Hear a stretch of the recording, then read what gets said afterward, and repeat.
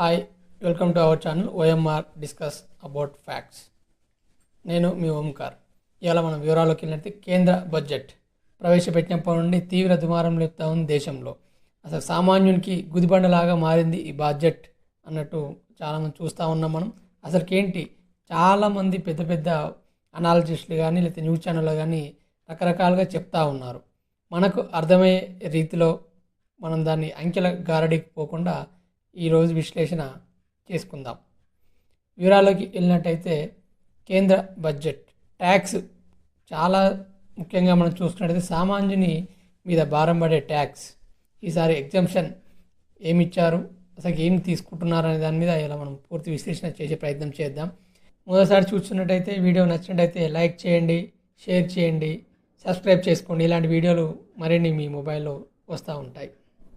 దీనిపై స్పందిస్తూ లోక్సభ ప్రతిపక్ష నేత రాహుల్ గాంధీ గారు ఇది కుర్చీ బచావో అనేలాగానే ఉంది ఈ యొక్క బడ్జెట్ అని వారు చెప్పారు. అలాగే ప్రతిపక్ష నేతలందరూ కూడా ఈ నెల జరిగే నీతి ఆయోగ్ మీటింగ్ 27th జరుగుతుంది, దాన్ని బాయ్కాట్ చేస్తున్నట్టు వారు చెప్పారు. అలాగే తెలంగాణ సీఎం కూడా మొన్న అసెంబ్లీలో ప్రకటించారు, మేము కూడా ఈ యొక్క నీతి ఆయోగ్ మీటింగ్కి వెళ్ళడం లేదు, ఎందుకంటే తెలంగాణ ఊసే లేదు దేశ బడ్జెట్లో అని వారు కూడా వివరించారు. ఏకగ్రీవ తీర్మానం కూడా చేశారు అసెంబ్లీలో.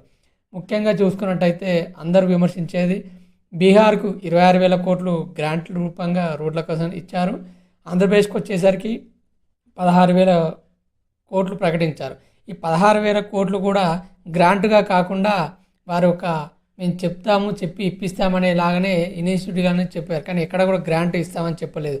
అది తీసుకున్నా మళ్ళీ రిటర్న్ కట్టాల్సింది, దాని క్లారిటీ అయితే లేదు. ఇది అప్పుగా ఇచ్చారా లేకపోతే గ్రాంట్గా ఇచ్చారా, దీన్ని మిత్తి ఎవరు కడతారు, ఎవరు భరిస్తారని ఎలాంటి క్లారిటీ అయితే లేదు. కానీ ఏ మీడియా చూసినా ఎక్కడ చూసినా ఈ రెండు రాష్ట్రాల పేర్లు మిత్రులకు మాత్రమే బడ్జెట్లో మంచి నిధులు కేటాయించారు అని చెప్పేసి చూస్తూ ఉన్నాం. దీనిపైనే ద హిందూ పత్రిక ప్రచురించిన ఈ కథనం చూసుకున్నైతే చాలా వివరాలు ఉన్నాయి. ముఖ్యంగా ఈ పోస్టర్ చాలా అట్రాక్టివ్గా చూస్తూ ఉన్నాం.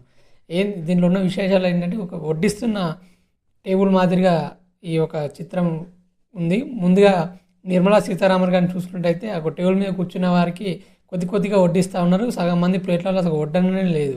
దాని తర్వాత మోడీ గారు వెనక ఉన్న బీహార్ సంబంధించిన నితీష్ కుమార్, ఆంధ్రప్రదేశ్ సంబంధించిన చంద్రబాబు నాయుడు గారికి మాత్రం భారీగా వడ్డించినట్టు ఉంది. ఇటు పక్కన చూసుకున్నట్టయితే మోడీ గారిని చూస్తూ ఉన్నట్టు ఒక ప్రముఖ కంపెనీ ఓనర్స్ లాగా వాళ్ళు ఉన్నారు. ఇంకొద్దిగా దూరంగా చూసుకుంటే స్టూడెంట్స్, నిరుద్యోగులు ఎవరైతే ఉన్నారో వాళ్ళు గిన బ్యాగులు సిఎన్ అనే పెట్టుకొని ఉన్నట్టు వాళ్ళ దగ్గరికి వెళ్ళి చూస్తూ ఉన్నట్టున్న ప్లేట్లలో దూరంగా మధ్యతరగతి పేద ప్రజలు ఉన్నట్టు చూస్తూ ఉన్నారు. ఈ కథనాన్ని కనుక మనం చూసినట్టయితే టోటల్ బడ్జెట్ మొత్తం మనకి కళ్ళ కట్టినట్టు అర్థమవుతూ ఉంది ఈ బడ్జెట్ చూసుకున్నట్టయితే. అదేవిధంగా మనం వివరాల్లోకి వెళ్ళినట్టయితే ట్యాక్స్ ఏ విధంగా మనపై భారీ చేశారు. మీలో చాలామంది ఎఫ్డీలు చేస్తూనే ఉంటారు. పిల్లల భవిష్యత్తు కోసమో ఏదైనా మనం వృద్ధాప్యం వచ్చిన తర్వాత ఉపయోగపడుతుందనో లేకపోతే తదితర కారణాల కోసం పిల్లల చదువు, పెళ్ళిళ్ళు అలా గురించి ఎఫ్డీ ఫిక్స్డ్ డిపాజిట్లు చేస్తూ ఉంటారు. కొంతమంది మ్యూచువల్ ఫండ్స్ తీసుకుంటూ ఉంటారు. ఇన్ని రోజులు మ్యూచువల్ ఫండ్స్ వడ్డీ రుణాల మీద 10 బేస్ పాయింట్స్ మాత్రమే దాని మీద రిటర్న్ ట్యాక్స్ ఉండేది. ఏకంగా దాన్ని ఇవాళ 12.5కి పెంచారు. మీకు ఎగ్జాంపుల్ చెప్పాలంటే మీరు కనుక ఇవాళ ఒక సపోజ్ ₹1,00,000 ఒక ఫిక్స్డ్ డిపాజిట్ చేశారని అనుకోండి ఒక బ్యాంకులో, అది కూడా మీరు వైట్ మనీయే, మీరు తదితర జీతాలు రాను అన్ని ట్యాక్సులు కట్టంగా మిగిలిన డబ్బు సేవింగ్స్ కోసం ఏవైతే పెట్టుకున్నారో ఆ ₹1,00,000 మీరు పొదుపు చేసుకుందాము రేపు పొద్దున దేనికి ఫ్యూచర్కి ఉపయోగపడుతుందని చెప్పేసి బ్యాంకులో వేసుకుంటారు. సపోజ్ అది 5 సంవత్సరాల తర్వాతనో 6 సంవత్సరాలతోనో అది డబుల్ అవుతుంది అనుకోండి. ఈ ₹1,00,000 కనుక ₹2,00,000 అయ్యేది ఉంటే ఈ పెరిగిన ₹1,00,000 మీద 12.5% ట్యాక్స్ వేసి మరీ వసూలు చేస్తూ ఉన్నారు. ముక్కు పిండి పేద ప్రజలు వసూలు చేస్తూ ఉన్నారు. ఇది ఎక్కడ వరకు న్యాయం అని అడుగుతూ ఉన్నారు ప్రజలకి. మనకి చూసుకోవచ్చు, ఈ ఓటు వేసింది ఇదేనా, మా భవిష్యత్తు మారుస్తారని చెప్పేసి. అదే ప్రధానమంత్రి గారు ఎలక్షన్స్ బిఫోర్ మీ మంగళసూత్రాలని తాకట్టు పెడతా ఉంది కాంగ్రెస్ ప్రభుత్వం, గుంజుకుంటూ ఉంటుందని దాని మీద కాంగ్రెస్ పార్టీ అని చెప్పేసి వాటిపై ఎంతో పెద్ద ఎత్తున వారు ప్రచారంలో వాడుకున్నారు. కానీ వారు అధికారంలోకి వచ్చాక మాత్రం మధ్యతరగతి మీద గుదిబండలాగా తయారయ్యారు. అదే ఒక మనం కనుక ఫిక్స్డ్ డిపాజిట్ మీద వడ్డీ రేట్లు పెంచమంటే మాత్రం ప్రభుత్వం 0.1%, 0.2% అలా పెంచుతుంది. మన మీద వచ్చేసరికి ఏకంగా 2.5% పెంచింది. ఇది చాలా ఎత్తున మన మీద భారం వేసినట్టే అవుతుంది. మనం అన్ని లీగల్గా ట్యాక్సులు కట్టి చేసి ఒక ఎంతో కొంత అమౌంట్ కూడబెట్టుకుంటే పొద్దున ఉపయోగపడుతుంది ఫ్యూచర్ కోసం అని పెట్టుకుంటే వాటిని కింద వదలట్లేదు. అలాగే మ్యూచువల్ ఫండ్స్, ఈ మ్యూచువల్ ఫండ్స్ కింద చాలామంది దాంట్లో పెట్టుబడి పెడతా ఉంటారు, ఏదైనా పొద్దున ఉపయోగపడుతుంది అని చెప్పేసి దాంట్లో కింద ట్యాక్స్ చేస్తారు. అలాగే ఇన్సెంటివ్ బెనిఫిట్స్ మీద వాటి మీద చూసుకున్నట్టయితే 15 నుండి 20%, ఏకంగా 5% పెంచారు దాని మీద చూసుకున్నట్టయితే. క్యాపిటల్ గెయిన్, ఈ క్యాపిటల్ గెయిన్ని చాలా పెంచేశారు. ఇప్పుడు మనం చెప్పుకున్నట్టుగా మ్యూచువల్ ఫండ్స్, ఎఫ్డి తదితర రకాల ఏవైనా సేవింగ్స్ కనుక మనం చేసుకున్నట్టయితే ఆ సేవింగ్స్ మీద వారు ఈ 10 పాయింట్స్ నుండి 12.5% పెంచేశారు. దాని తర్వాత ఎలా మధ్యవర్తి వాళ్ళు బతకగలుగుతారు ఇంత ట్యాక్సులు పెంచేస్తే? అదంతా కూడా వైట్ మనీయే, మనం రకరకాలుగా సేవ్ చేసుకున్న మనీయే. అలాగే మన స్థిరాస్తులు కనుక చూసినట్టయితే స్థిరాస్తులు అమ్మేవారికి భారీ గుదిబండనే అనుకోవాలి పెంచిన రేట్ల ప్రకారం చూసుకున్నట్టయితే. ఇంతకుముందుకు రూపాయి విలువ ఏ విధంగా ఉంది దాన్ని బట్టి మార్పులు చేర్పులు చేస్తూ ఉండేది, కానీ ఇప్పుడు అలా రూపాయి విలువ అనేది తీసేసారు. ఎగ్జాంపుల్ మీకు సింపుల్గా చెప్పాలనుకుంటే, మీరు గతంలో ఒక కనీసం 15 సంవత్సరాల కింద కనుక చూసుకున్నట్టయితే ఒక 2008, 2007 లేదా 15 సంవత్సరాల కిందము ఒక 10 లక్షల రూపాయలు పెట్టి ఒక ఇల్లు తీసుకున్నారు అనుకోండి. ఆ ఇల్లు ఇప్పుడు మీరు అమ్మదాం అనుకుంటారు, ఆ ఇల్లుకు 15 లక్షల రూపాయల వాల్యూ ఈ రోజుకి వచ్చింది. ఇప్పుడు మీరు తీసుకున్న ఇల్లుకు ఇప్పుడు అమ్ముతున్న దానికి ఎంత లాభమని పరిగణించినట్టయితే 5 లక్షల రూపాయలు లాభమని అంటూ ఉంటారు. కానీ కాదు, అలా అదే 10 లక్షల రూపాయలు మీరు ఎక్కడ ఫిక్స్డ్ కానీ ఇంకా వేరే రకాల ఇన్వెస్ట్మెంట్ చేస్తే అదిగిన ఈ లోపు మనకు 3.5 ల్యాక్స్ ఎక్స్ట్రా వస్తుండేది, అంటే 13 లక్షలన్నర వస్తుండేది. ఈ మిగిలిన 1.5 లక్షలు ఏదైతే ఉందో దానికి మాత్రమే మనం ట్యాక్స్ కట్టేవాళ్ళం ఇంతకుముందుకైతే. ఇప్పుడు అలా కాదంట, నువ్వు ఎప్పుడైతే 10 లక్షలకు తీసుకున్నావో దాన్ని ఇలా 15 లక్షలకు అమ్ముతున్నావు అంటే మిగిలిన 5 లక్షల రూపాయలకి మొత్తం టోటల్ ట్యాక్స్ కట్టమని చెప్తా ఉన్నారు. ఇది ఎక్కడ న్యాయం? అది వేరే ఇన్వెస్ట్మెంట్ చేసుకుని అదే అవుతుంది కదా, అదిగిన వైట్ మనీతోనే మనం ఆ రోజు కొనుక్కున్నాం. అది కాకుండా ఇప్పుడు ఇది 10 లక్షల వరకు మనం ఆ రోజు కొన్నాం, 5 లక్షల రూపాయలు మిగిలినవి ఏదైతే లాభం మీకు వస్తుంది అని చెప్పి వాళ్ళు మనం సూచించి దీనిపైన ట్యాక్స్ వేసే ప్రయత్నం చేస్తూ ఉన్నారు. ఇదిగిన ఇంతవరకు న్యాయమని ప్రశ్నిస్తూ ఉన్నారు మధ్యతరగతి వాళ్ళు. అయితే ఈ విధంగా చూసుకున్నట్టయితే అరాకొర మినహాయింపులు ఇచ్చారు. అది ఎంతవరకు ఇచ్చారు? 10 లక్షల వరకు కనుక మీరు ట్యాక్స్ పేయర్ అయితే 10,000 రూపాయలు, అదే 15 లక్షల వరకు ఉంటే 17,000 రూపాయలు మాత్రమే మనకి ట్యాక్స్ బెనిఫిట్ ఇచ్చారు. ఇలా ఆశ ప్లేట్లో కనుక చిన్న ముద్ద చూపించి మిగతాదంతా లాక్కున్నట్టే ఉంది వీళ్ళ పరిస్థితి.